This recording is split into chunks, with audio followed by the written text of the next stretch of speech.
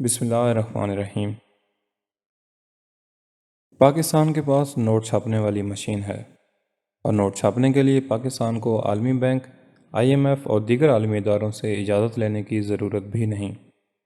ایسے میں بہت سارے لوگوں کے ذہن میں سوال پیدا ہوتا ہے، اگر ایسا ہے تو پاکستان بہت سارا پیسہ کیوں نہیں چھاپ لیتا؟ کیوں نہ بہت سارا پیسہ چھاپ کر سب کو امیر بنا دیا جائے؟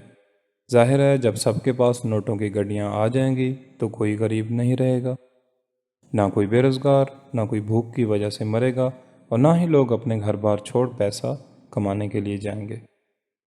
چنانچہ حکومت بھی امیر اور عوام بھی خوشحال، ہر کسی کے پاس اپنی گاڑی، اپنا گھر، ضرورت و سہولیات کی ہر چیز دستیاب ہوگی۔ معزز دوستو، اگر آپ نے ہمارا چینل ابھی تک سبسکرائب نہیں کیا تو ہمارے چینل کو سبسکرائب کریں اور ویڈیو کو شیئر کریں تاکہ آپ کو ہماری نئی آنے والی اپڈیٹس آسانی سے مل سکیں۔ دراصل کوئی بھی ملک لامحدود کرنسی نہیں چھاپتا، حالانکہ تمام ممالک نوٹ چھاپنے کے لیے بالکل آزاد ہیں۔ موجودہ دور میں نوٹ چھاپنے کے لیے نہ ہی انہیں IMF، عالمی بینک اور دیگر عالمی اداروں اور ملکوں سے اجازت لینی پڑتی ہے، اور نہ ہی سونا چاندی یا دوسری دھات کی شکل میں کسی بھی طرح کی کوئی ٹھوس اساس اپنے پاس رکھنا پڑتی ہے۔ سب سے پہلے ہمیں یہ بات سمجھ لینی چاہیے کہ یہ کاغذی کرنسی ہے، لیکن دراصل 1944 سے پہلے تجارت سونے یا چاندی پر ہوا کرتی تھی، لیکن دوسری جنگ عظیم کے اختتام کے قریب 1944 میں امریکہ میں برائن ووڈز کے مقام پر ہونے والی ایک عالمی میٹنگ میں IMF اور دیگر ورلڈ بینک وجود میں آئے۔ اس کانفرنس میں 64 ممالک نے شرکت کی۔ اس معاہدے کے مطابق 35 امریکن ڈالرز ایک اونس سونے کے برابر طے پائے تھے، اور امریکہ $35 کے بدلے اتنا سونا دینے کا پابند تھا۔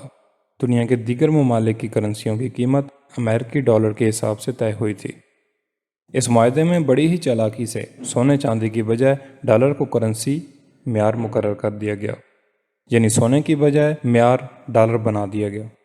مطلب اگر آپ امریکہ کو $35 دیں گے تو وہ ایک اونس سونا دینے کا پابند تھا۔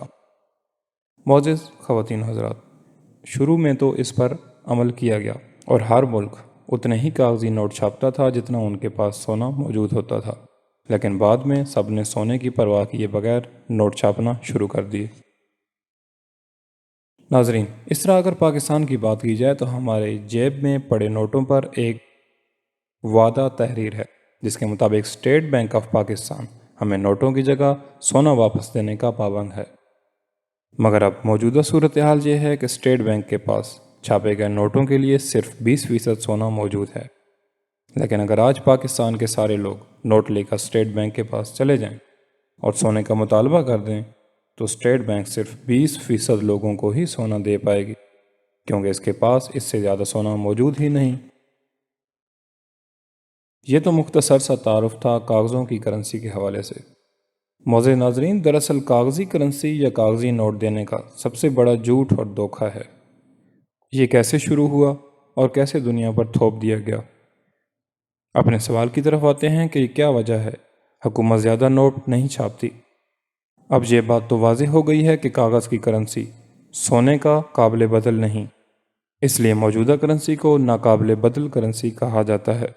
حکومت کے پاس نوٹ چھاپنے کا مکمل اختیار ہونے کے باوجود وہ لامحدود نوٹ نہیں چھاپتی، کیونکہ کرنسی ملک میں موجود اشیاء خرید و فروخت کے حوالے سے چھاپی جاتی ہے۔ اگر ان دونوں میں توازن نہیں رکھا گیا تو بہت سارے مسائل جنم لیتے ہیں۔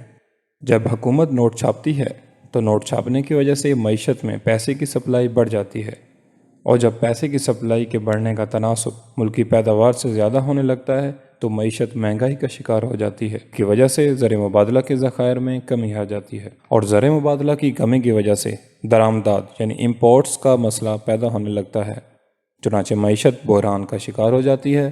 دراصل پیسے کی سپلائی بڑھ جاتی ہے تو لوگوں کی قوت خرید بھی بڑھ جاتی ہے، قوت خرید کے بڑھنے سے ڈیمانڈز میں بھی اضافہ ہو جاتا ہے، ڈیمانڈز کے اضافے کی وجہ سے اشیاء کی قیمتوں میں اضافہ ہو جاتا ہے۔ چلیں اس بات کو تو ایک مثال کے ذریعے سمجھنے کی کوشش کرتے ہیں۔ معزز دوستو، پہلی جنگ عظیم کے بعد جب دنیا نے جنگ کے لیے جرمنی پر الزام ٹھہرایا تو تمام ممالک نے جنگ کے تمام اخراجات جرمنی پر تھوپ دیے۔ نتیجتاً جرمنی نے دنیا کے قرضوں کو چکانے اور ملکی بحران سے نپٹنے کے لیے خوب نوٹ پرنٹ کیے، بہت زیادہ نوٹ پرنٹ کرنے کی وجہ سے جرمنی کی کرنسی ویلیو گر گئی اور معیشت بری طرح تباہ ہو گئی۔ اس کے علاوہ چند سال کے لیے ان میں معاشی بحران بھی آ گیا اور ملک بری طرح متاثر ہوا۔ اس کے علاوہ چند سال بعد زمبابوے میں بھی معاشی بحران آیا اور ملک بری طرح متاثر ہوا۔ معیشت کو بچانے کے لیے زمبابوے کی حکومت نے فیصلہ کیا کہ کیوں نہ ہم بہت سارے نوٹ چھاپ کر عوام کو امیر بنا دیں، ہر کوئی کروڑ پتی بن جائے گا اور ملک میں خوشحالی آ جائے گی۔ اور انہوں نے خوب نوٹ پرنٹ کیے، یعنی ملک میں موجودہ وسائل سے زیادہ نوٹ پرنٹ کیے گئے۔ ان کی یہ بات تو سچ ہو گئی کہ ہر کوئی کروڑ پتی بن گیا، لیکن اس کا نتیجہ یہ ہوا کہ ملک کی کرنسی اتنی زیادہ گر گئی کہ ایک روٹی خریدنے کے لیے نوٹوں کا بھرا ہوا بیگ لے کر جانا پڑتا تھا۔ سوچیے اگر کسی کو گھر یا گاڑی خریدنا ہو تو کتنے بیگ لے کر جانے پڑتے ہوں گے۔ بالآخر حکومت کو ایک دن ٹریلین کا نوٹ بھی پرنٹ کرنا پڑا۔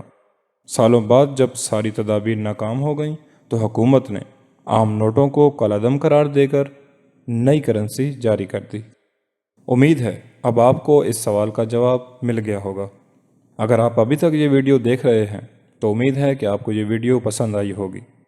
مزید اس طرح کی اچھی ویڈیوز حاصل کرنے کے لیے ہمارے چینل کو لائک اور سبسکرائب کریں۔ اللہ حافظ۔